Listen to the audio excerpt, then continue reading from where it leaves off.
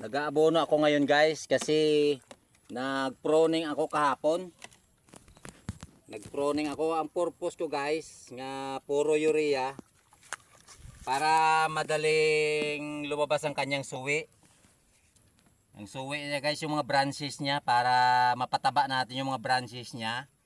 Kaya ganito ginagamit ko guys, urea. Ganito ginagamit kong urea ang pataba para yung mga branches niya mabilis lumaki. Kasi yung urea pang pataba talaga yan, pang palaki ng mga dahon niya. Dito lang guys, kasi mga ugat yan nandito naman. Yan guys ang branches niya, mga branches niya, yan oh. Patatabain natin yan sa urea, yan. Ang dami ng branches niya guys, lumalabas na, yan oh. Kaya urea ang gamitin natin para mabilis kumuha yung branches niya.